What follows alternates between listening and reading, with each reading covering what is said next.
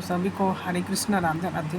तो एक और महानुभाव चैनल मिले हैं, तो उन्होंने आक्षेप लगाया कि राम और कृष्ण, देखिए कृष्ण भी नहीं लिखना था, राम और कृष्ण के काले कारनामों की पोल खोल दी ब्राह्मणों ने। आनंद रामायण, तो ये आनंद रामायण पढ़ते हैं, तो ये आनंद रामायण जब पढ़ते हैं तो हमने आनंद रामायण खोल दिया है, अब देखते हैं क्या पढ़ रहे हैं। नमस्कार दोस्तों, ढूंढने को चैनल में आप सबका हार्दिक स्वागत करता हूँ। दोस्तों, दो ब्राह्मण हैं, एक राम का भक्त है, एक कृष्ण का भक्त है, और उनमें ये विवाद हो जाता है कि राम का भक्त कहता है कि हमारे राम जी बड़े, कृष्ण का भक्त कहता है कि हमारे कृष्ण जी बड़े। फिर वो अपने अपने तर्क प्रस्तुत करते हैं। तो दोस्तों, ये बड़ा रोचक प्रसंग है बगैर किसी लंबी भूमिका के। आइए आप सुनते हैं। ये जो है इसमें आनंद रामायण में दिया हुआ है दोस्तों। आनंद रामायण राज्यकांड है, पृष्ठ 395 है। तो मैं पढ़ता हूँ। आइए दोस्तों, आपसे अनुरोध करता हूँ कि आप इस दिलचस्प वीडियो को पूरा देखें। अयोध्या में राम नाम का एक ब्राह्मण और उसी प्रकार द्वारकापुरी में कृष्ण नाम का एक ब्राह्मण था। वे दोनों सर्वदा राम कृष्ण के उपासक थे। एक समय माघ मास में त्रिवेणी के समीप उन दोनों की भेंट हो गई। उन्होंने त्रिवेणी में स्नान किया और बेणी माधव की पूजा की। फिर एक पौराणिक के पास कथा सुनने जा रहे थे। दोनों कथा सुन रहे थे कि उनमें कहीं राम का प्रसंग आ गया।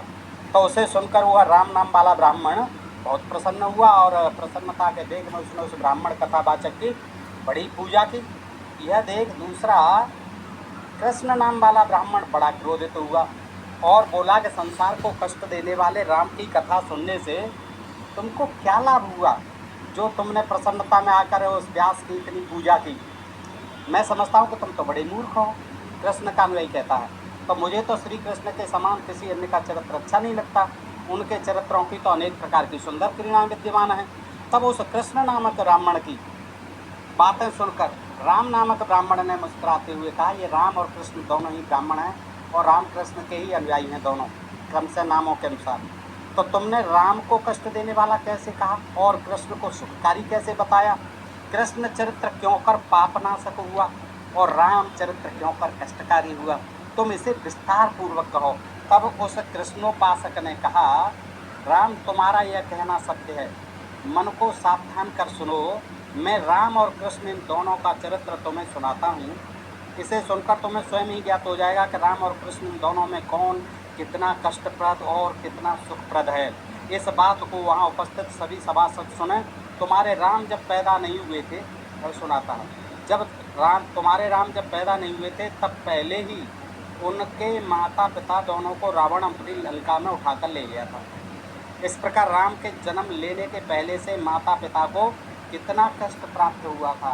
हमारे कृष्ण के जन्म लेने के पूर्व उनके माता पिता की वैवाहिक मंगलप्रद सामग्रियों से कंस ने कितनी पूजा की थी। हमारे कंस ने तो पूजा की थी श्री कृष्ण का जन्म के समय। इस पर राम के उपासक उस राम नामक ब्राह्मण ने कहा, रे दुर्मते, वह राम के पिता को शाप नहीं किंतु आशीर्वाद प्राप्त हुआ था, जिसके प्रसाद स्वरूप महाराज दशरथ के घर में श्री रामचंद्र आदि का जन्म हुआ था। वह श्री रामचंद्र जी का ही भय था कि जिसके कारण रावण ने उनके माता पिता को लंका में उठा ले जाकर भी सादर अयोध्या में लौटा दिया। हमारे राम तो जन्म के पूर्व ही इतने पुरुषार्थी थे और तुम्हारे कृष्ण के जन्म होने के पहले उनके माता पिता बंदी बनाकर कारागार में बंद कर दिए गए थे। साप बस वे पहले ही यदुकुल के राजभोग से निषेध कर दिए गए थे। उनका जन्म भी तो कारागार में हुआ।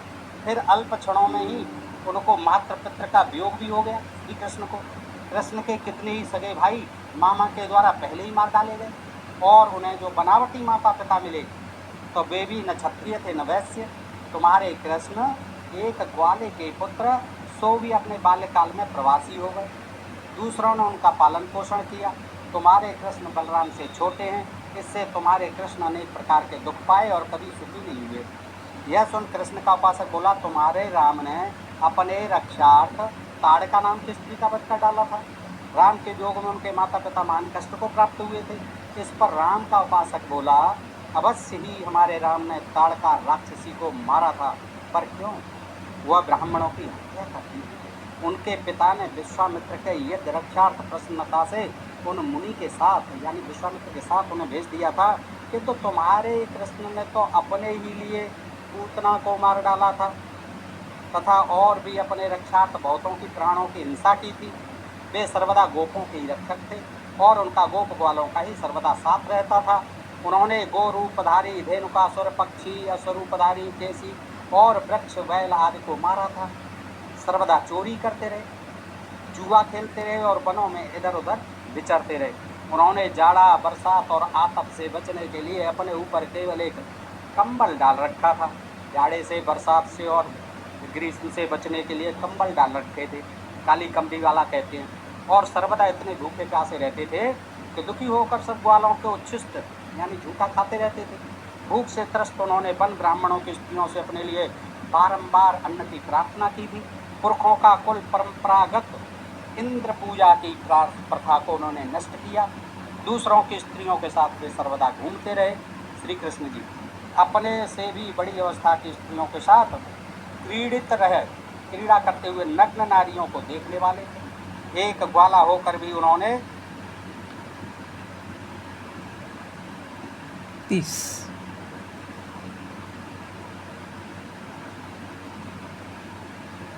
चलिए यहाँ से पढ़ रहे हैं। छात्र धर्म का सा युद्ध किया तथा मथुरा में एक धोबी को मार डाला। हाथी को मार मल्ल को मारा और फिर अपने मामा को भी मार डाला। फिर स्वजनों के साथ निष्ठुरता करके राज्य ग्रहण किया। तथापि एक अन्य राजा की ही आज्ञा में बंधे रहे। एक पुरूपावासी के साथ कुब्जा के साथ भी उन्होंने काम क्रीड़ा की। युद्ध में पराजित हो शत्रु को पीठ दिखाया रणछोड़ कहलाते हैं। 2 बार जो है भागे पीठ दिखा के। युद्ध में पराजित हो शत्रु को पीठ दिखाया और एक पर्वत में जाकर छिपकर जान बचाई। शत्रुओं ने अपनी समझ में उन्हें जला ही डाला था। अंततोगत्वा मथुरा को त्याग समुद्र तट के वासी हुए, द्वारकावासी हो गए। वहाँ भी गर्भवती स्त्रियों को हरण किया। स्वजनों और कुटुंबियों के वध के अर्थ ही पांडवों को युद्ध उपदेश दिया। आपस में ही स्वजनों और कुटुंबियों को मरवाने के लिए युद्ध का उपदेश दिया, गीता का उपदेश दिया श्री अर्जुन को। भौमासुर की भी चोरी की, उन्हें स्यमंतक मणि की भी चोरी लगी। उन्होंने एक वृक्ष है तो देवताओं तक से वैर विरोध किया। यह सुनकर कृष्ण उपासक बोला, यह व्यर्थ ही कल्पना क्या करते हो, सुनो। मैं तुम्हारे राम के कृत्यों को कहता हूँ कि वह कैसे कामी थे, जिसे उन्होंने अपनी स्त्री बनाया था। सीता, कहो वह किसकी पुत्री थी, पता है किसकी पुत्री थी? शिव धनुष को तोड़ने का अपराध करके उन्होंने जामदग्नि परशुरामकारी मान भंग किया। वनों में यत्र तत्र भटकते हुए उदर प्रेषण हेतु ही सर्वदा पशु हिंसा में रत रहे, सर्वदा वनों के ही आश्रित रहे। वनजीवी वन के फल मूल खाने वाले और मांसाहारी रहे। धनुष धारण किए सर्वदा बहलिया का ही कार्य करते रहे। मेरे राम की पत्नी को वन में से एक राक्षस हर ले गया। तब उसके लिए भी अनेक प्रकार के विलाप करते फिरे। रामोपासक बोला, राम का उपासक कहता है, हमारे राम ने तो छायामयी पत्नी को राक्षस द्वारा हरि जाने पर छुड़ाया था। छाया थी सीता की। तुम्हारे कृष्ण आप देख लेना, ये खुद प्रोपेगेंडा फैलाते हैं। अब देखिए यहाँ पे आप ये पूरा स्टोरी सुनिएगा, ठीक है। ये कितना ब्यूटीफुल स्टोरी है। आप देखेंगे, आप देखिए इनका कारनामा, ये कितना भयानक चेरी पिकिंग इन्होंने किया है यहाँ पे, ठीक है। तो अंकल जी आदर से बोलते हैं, अंकल जी हम आदर से बोलते हैं, ठीक है। 70 साल के हैं, हम आदर से ही आपसे बात करते हैं, ठीक है। तो उनके पास क्या पढ़ रहे हैं, यहाँ से मैच नहीं कर, ये तो मैं तो गीता प्रेस का ही बता रहा हूँ आपको। कृष्ण की उन पत्नियों को आज भी उनके शत्रुगण भोग रहे हैं। उनकी हजारों स्त्रियों को अर्जुन से जीत कर 10 सुगण छुड़ा ले गए। कई बार स्त्रियों ने उन्हें जीत लिया था। नारद जी से उन्होंने स्त्री सत्यभामा को खरीदा था। सब स्त्रियों की काम पूर्ति के लिए तो कई रातें उन्होंने जाग कर व्यतीत की। सब स्त्रियों की काम इच्छा को पूर्ण करने के लिए कई रातें उन्होंने श्री कृष्ण ही जाग कर व्यतीत की। अपने बंधु गोपगणों की स्त्रियों के साथ भी जो उनकी माता के समान थी, उन्होंने क्रीड़ा की। देखिए, गोपगणों की स्त्रियों के साथ जो उनकी माता के समान थी, उन्होंने क्रीड़ा की। कृष्ण उपासक बोला, तुम्हारे राम अभी को आप तो देखते पशुओं के जाइए, वैसे एक रात देखते रात जाइए। नींद नहीं आती। बंधु पत्नी तारा को राम ने सुखपूर्वक सुग्रीव को समर्पित किया। बाली को मार करके सुग्रीव को दे दी उसकी पत्नी तारा। उन्होंने तो बानरों से मित्रता आप की, देखते गंधर्वों रहिए का बस। बानरों से सहायता के अपेक्षित रहे। उन्होंने पराये ग्रह में वास करने वाली स्त्री को लाकर अपने ग्रह में बसा लिया। उस स्त्री के साथ निष्ठुरता की। कितनी ही स्त्रियों ने उनसे भी काम याचना की थी, परंतु उनकी कामना को उन्होंने पूर्ण नहीं किया। वाहनों पर बैठ कर उन्होंने तीर्थ यात्रा की। एकांत में उन्होंने वैश्यागमन किया। फिर पतिव्रता सीता पर मिथ्या दोषारोपण किया, मुख्यतः अपने पुत्र तक को मारने की आज्ञा दे दी। शूद्र संबूक और सिंह को भी मार डाला। राम उपासक बोला, हे ब्राह्मण, अंत में तुम ये जो पढ़ रहे हैं ना, सबरों ने 7 तल वृक्षों को काट के गिरा दिया, सागर के पुल बनवाए, सोने के जलवा दिया। राम उपासक बोला, कृष्ण ने एक दरिद्र ब्राह्मण सुधारने की मित्र है। अब बोलिएगा यहाँ पे कहाँ पे थे रात भर बड़े भाई से कारण हंस हंस के उन्होंने धुन दुब्बी। आप देखिए कि वो जो बोल रहा है ना, देखिए यहाँ पे कहाँ पे, ये कहाँ पे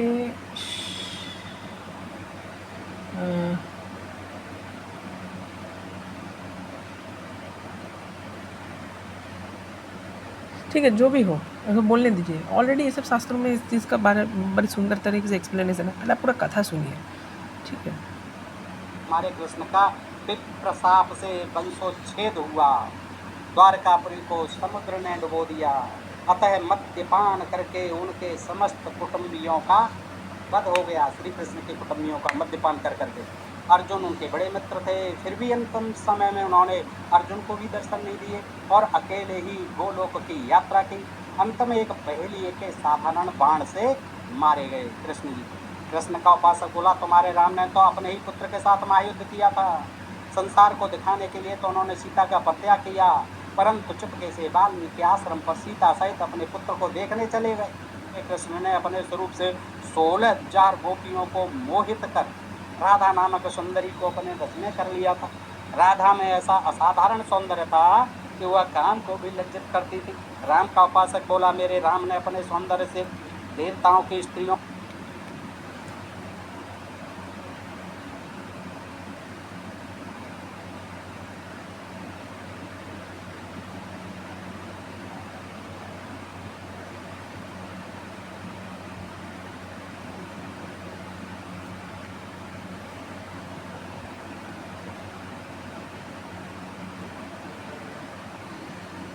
ठीक है। को भी मोहित कर लिया था। जब वे सब मिलकर रात्रि के समय राम के पास पहुंची, तब उन्होंने मातृवत समझ वरदान देकर कृतार्थ किया। को कह दिया, रात में आई थी मिलने के लिए श्री कृष्ण राम जी से विनय याचना की थी, अपनी प्रणय याचना की थी। तो उन्होंने कहा था कि अब तो जाइए, मैं एक पत्नी व्रतधारी हूँ, अगले जन्म में द्वापर युग में तब जा करके मैं आपके साथ भ्रमण करूँगा, आपकी इच्छाएं पूर्ति करूँगा। तो वही सब जन्मांतर में गोपिकाएं हुई। और जिस दासी ने राम के मुख से निकले हुए तांबूल पीक का पान कर लिया था, वही पुनर्जन्म में राधा हुई थी। देखिए, जिस दासी ने राम के मुख से निकले हुए तांबूल पीक का पान कर लिया था, वही अगले जन्म में राधा हुई थी। एक पत्नी व्रतधारी मेरे राम धन्य हैं। कृष्ण का उपासक बोला, हमारे कृष्ण ने 16,108 स्त्रियों के साथ सबदे विवाह किया था। राम का उपासक बोला, हमारे राम ने अपनी सुंदरता से समस्त संसार की स्त्रियों को मोहित कर लिया था, परंतु सर्वदा उनमें मात्र भाव रखा, उनमें स्त्री भाव नहीं किया। हमारे राम वीर और पुरुषार्थी थे। इसके विपरीत अपनी काम वासना की पूर्ति के लिए कृष्ण ने सब गोपों की स्त्रियों पर मोहिनी डाल दी थी। किस तरह से उनमें विवाद होता है और अपने अपने पक्ष में अपने अपने तर्क प्रस्तुत करते हैं। दोस्तों, ये बड़ा रोचक प्रसंग था दोस्तों, मैंने आनंद रामायण से आपके समक्ष रखा। ठीक है, तो ऐसे एक प्रसंग तब अब मैं भी पढ़ता हूँ दोस्तों। राम का मंत्र सुनाया करते, इसलिए संसार के लोग मारते समय राम का ध्यान करो भैया, राम का भजन करो। अच्छा अच्छा अच्छा अच्छा अच्छा अच्छा, हाँ 1 मिनट। तो आपने इनका पूरा आक्षेप तो सुन लिया, लेकिन ठीक है, अब आप देखते रहिए। अब मैं पढ़ता हूँ। वे ब्राह्मणों की इच्छा से पूर्ण करते सदा तत्पर रहते थे, जिनके पास सिंहासन हो तो चामार एक छत्र है। अब देखिए यहाँ पे जो राम भगवान के ऊपर जो आक्षेप लगा है ना, वो ऑलरेडी खंडन हो गया है और वो उस चीज़ को पढ़ भी नहीं रहा। कुछ कुछ चीज़ों को पढ़ा, लेकिन अब वो उस चीज़ों को नहीं पढ़ेगा, उसका प्रोपेगेंडा खत्म हो जाएगा। हमारे राम ने कुरुक्षेत्र में स्नान किया, मेरे राम सदा सत्य बोलने वाले थे, किंतु तुम्हारे कृष्ण बहुत सारे झूठ बोलते थे। अब देखिए ऐसा सा आक्षेप लग रहा है। अब देखिए, मेरे राम एक बाण शत्रु को मारने के लिए पर्याप्त था, किंतु तुम्हारे कृष्ण ना जाने में कितने बाण विफल हो गए थे। हमारे राम को केवल स्त्री सीता है, तुम्हारे कृष्ण की बहुत सारी स्त्रियाँ हैं। अभी देखते जाइए, पत्नी का सैया के अतिरिक्त हमारे राम की कोई सैया नहीं थी। तुम्हारे कृष्ण की बहुत सारी सैयाँ हैं। वे एक दिन की स्त्री, हमारे राम सरयू के तट पर रहते थे। इसके विपरीत तुम्हारे कृष्ण समुद्र के किनारे रहते थे। हमारे राम 3 भाई थे, तुम्हारे कृष्ण का केवल 1 भाई। हमारे राम के काऊ धेनु गौंड ये सब थे।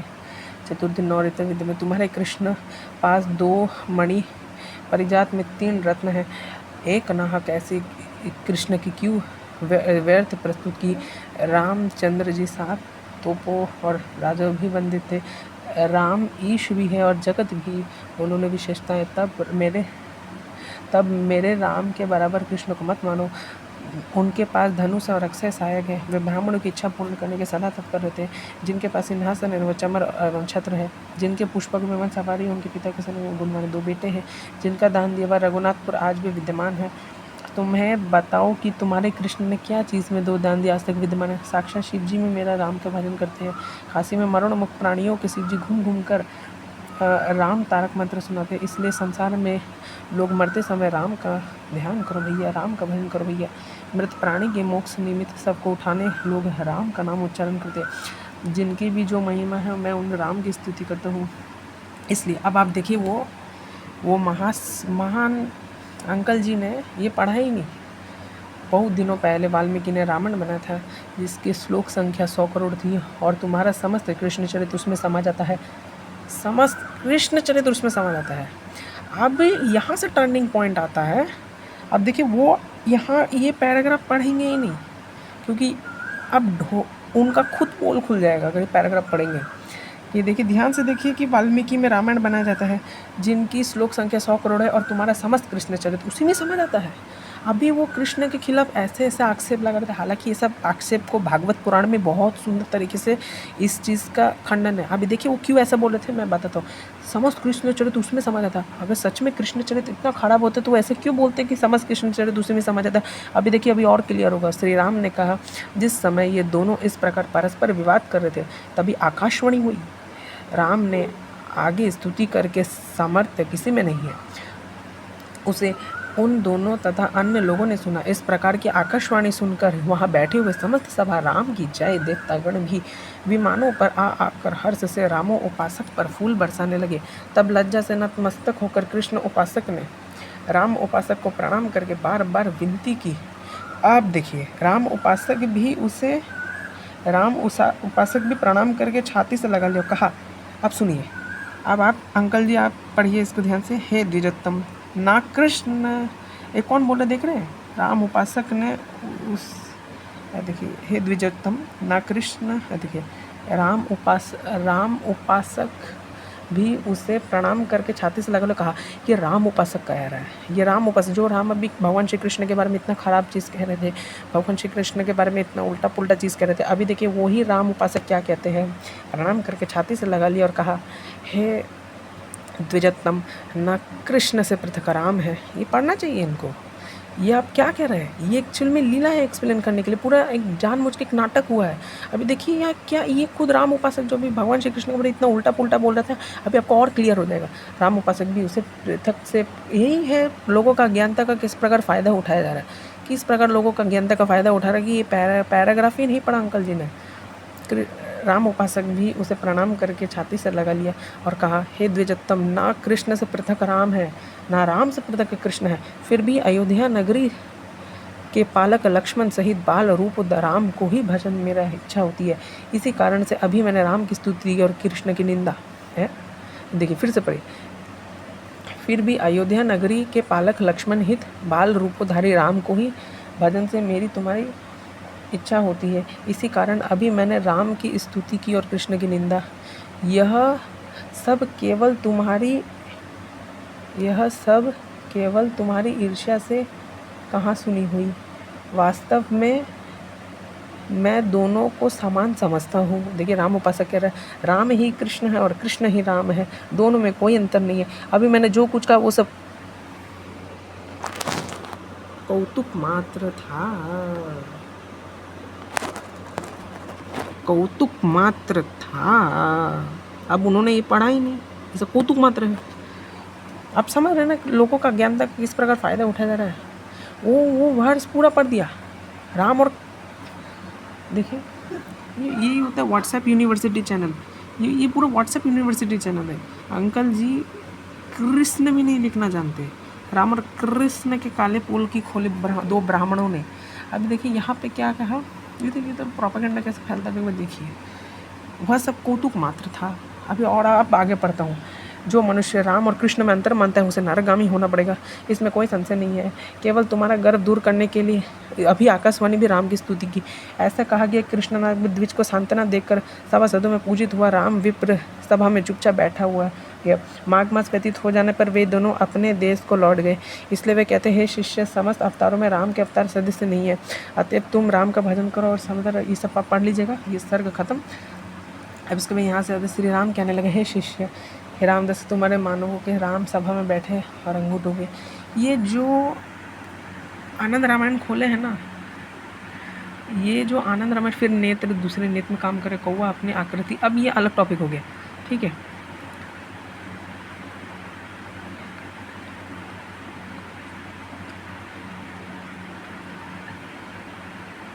अच्छा, ये अलग टॉपिक हो गया, पूरा चैप्टर खत्म हो गया। तो आप देख सकते हैं, सब कौतुक मात्र है,